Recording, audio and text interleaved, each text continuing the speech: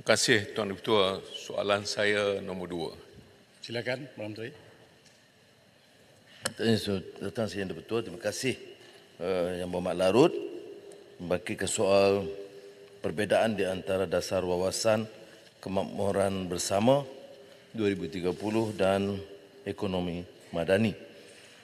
Seperti yang lazim diketahui, kemakmuran bersama ini diasaskan dari pandangan Bank Dunia sejak 2013. Ini adalah saranan negaraan Bank Dunia supaya negara-negara membangun terutamanya menjadikan ini asas. Tetapi setelah memikirkan keadaan ekonomi semasa, pertimbangan keperluan kemampanan ekonomi dan asas nilai sejagat manusiawi, karamah insaniah dan keyakinan agama, kita memilih untuk menamatkan wawasan kemakmuran bersama yang dicetuskan oleh Bank Dunia dan memperkenalkan ekonomi madani. Asas yang ditanya oleh Yang Berhormat ialah pertama, konteks negara kita berbeza. Tentunya ada pasca COVID, tapi kita terima kenyataan bahawa kita berhadapan dengan post-normal times. Dengan keadaan yang tidak terjangka, unprecedented, bertentangan, contradictory, dan kadang-kadang berlaku dalam keadaan serentak permasalahan, simultaneity. Jadi oleh itu, kita memikirkan keperluan untuk memperkenalkan dasar yang selari dengan nilai agama, pemikiran dan permasalahan tempatan yang tidak semestinya sesuai dengan saranan awal Bank Dunia. Yang kedua, dia bertunjangkan kemampanan ekonomi dan pembangunan fizikal, tapi diperluaskan dengan isu nilai perpaduan, ihsan yang tidak ditekankan dalam shared prosperity. Ketiga, dia mendukung cita-cita menyeluruh untuk negara, bukan sahaja kepada keberhasilan ekonomi, tetapi juga sasaran sosial, keterangkuman dan tata kelola. Keempat, dia bukan sahaja kerangka dasar yang umum, tapi mengambil kira perkembangan ekonomi semasa termasuk kajian separuh penggal Rancangan Malaysia ke-12, Pelan Peralihan Tenaga Negara dan Pelan Induk Perindustrian yang diluncurkan pada tahun ini.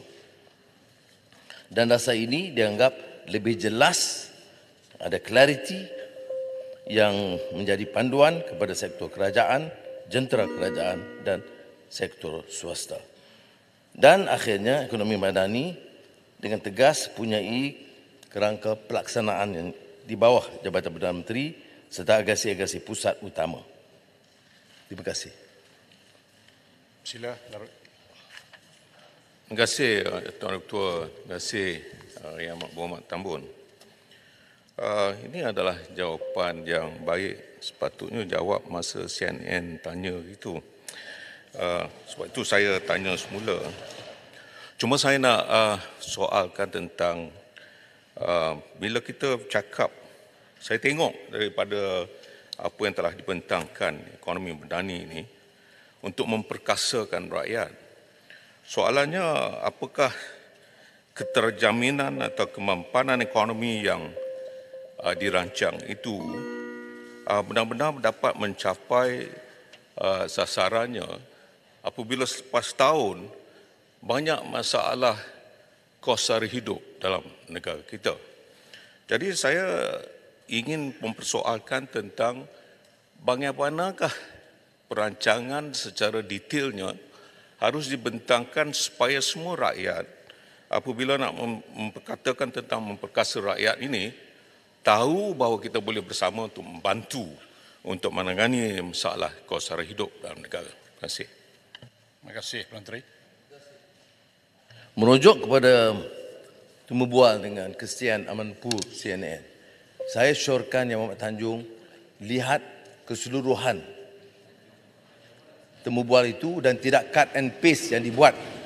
Ya, Dan kita telah pun tunjukkan yang dikeluarkan oleh CNN International dan CNN Amerika yang memberikan liputan sepenuhnya jawapan, tetapi ada unsur-unsur yang khianat yang sengaja memotong dan menunjukkan bahawa tidak ada jawapan yang lengkap.